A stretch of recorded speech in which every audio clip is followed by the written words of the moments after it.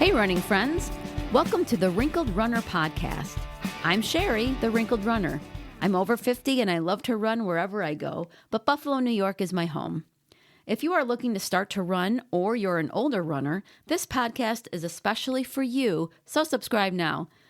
I love to help people get running and keep running. Have you ever seen a race with an age grading time? Today on the Wrinkled Runner podcast, I'll be talking about age grading, what it is, how you can use it for motivation, and as an older runner, how the information can help you set a goal. If you're a runner with a competitive streak in you, age grading can level the playing field, so to speak, and it can also be a good motivator. And I've noticed as I've been producing content over the last few weeks that a lot of what I'm putting out there has to do with staying motivated as a runner. And I'm not sure if that's because I need it for myself or it's just coincidental. But anyway, it's just a random observation.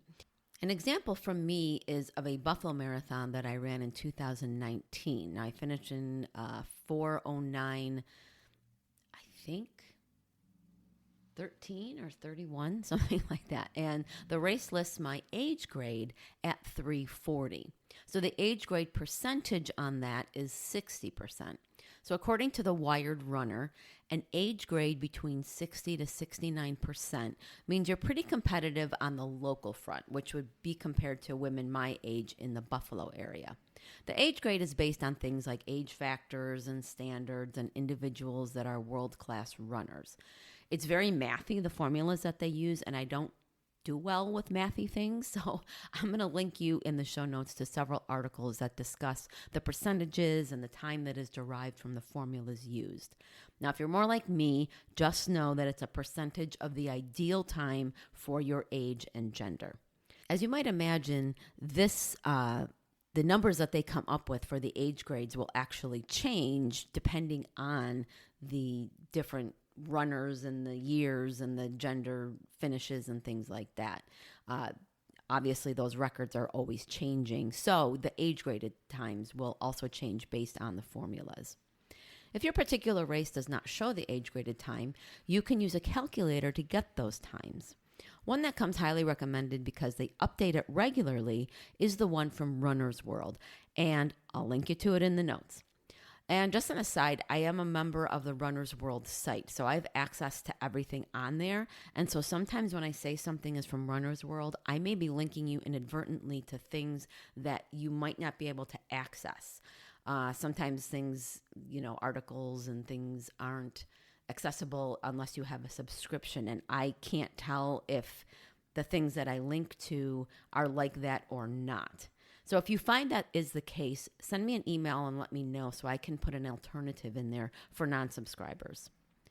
Besides seeing the age-graded time and making me feel better, what can I use this number for? There are different things that you can use from the information. I mentioned earlier that my Buffalo Marathon performance showed that I was in the 60s percentage-wise. I could use that information to formulate a goal to get in the 70th percentile on my next marathon. So if you rank in the 70s, you are most likely a good racer regionally, a greater area surrounding where you live. So for me, that would probably be comparing the Buffalo, Rochester, Erie, Pennsylvania marathons and my time against other women my age for all of those. I can go to a calculator at runbundle.com and enter my age, gender, and percentage from a previous race, and this calculator will tell you what times you need for each distance in order to get to the next percentile. So plugging in my 2019 marathon numbers, I could set a goal of running the marathon in 3 hours, 47 minutes, 13 seconds, which would up my percentage into the 70th. Another way to use your age grade is if you have been running for a long time. Say in high school, you were able to run an 18-minute 5K. Now, most of us in our 50s are probably not going to do that, although there are definitely some runners out there. But as a coach, I preach against the quote-unquote good old days and explain to my runners that what we did in high school or college is not where we should be starting from, or for a lot of us trying to get to if we are now in our 50s or beyond. I can take the age grade of my last 5K and see if it compares to the numbers from me at an earlier age. I'm not going to be able to train myself to an actual 18-minute 5K, but my current fastest 5K gives me an age-graded time of 21:07. My goal could be to get to an age-graded time of 18 minutes, or using the calculator, training myself to, say, get into the 80th percentile for the 5K. We can also use age grading to see how we compare with those that came in first or second for our gender overall in a more level playing field kind of way. So the last 5K that I ran, I came in first for my age group, but fifth overall female. If I plug in the information for the women that beat me, one of whom was 15 years old, my percentages are higher than the ones who came in first or second. And based on age grade time for all of us, if the race had been totally age graded, which there never are, just so you know, but if you age graded everyone, I would have come in second, because age grading is definitely beneficial to those of us who are older. It's a fun metric to look at to measure your performance and see how strong you were, even if you weren't the one on the podium. So the numbers can be a good boost of ego for you, if nothing else. Now, that being said, I don't normally plug in everyone's numbers to figure out that information. But for the sake of this podcast episode, I did play around with the calculators a bit. I'm more interested in seeing how I compare with myself at different race distances. So in my last Buffalo Marathon, I came out to be a 61%, and in my last 5K, I was just shy of 70%. What I can take away from this is that I am stronger in shorter distances than in longer ones. Now, I trained for longer distances, so the information was kind of surprising, but then when I thought about it, based on race predictors, because they have predictors out there that you can enter your race time for shorter distances, and then they'll calculate what the prediction is for, say, a half marathon or a full marathon is going to be. And whenever I've done that, the calculation for what I'm going to run the marathon in is always a lot shorter or a lot faster than what I actually run them. So what I'm taking away from the percentiles is that my running strength seems to break down the longer the distance. So what I'll take into my next marathon season, which will start in January, is I need to work on my endurance as I'm training for the Flying Pig Marathon, which will be in May. So the information is actually really helpful and interesting.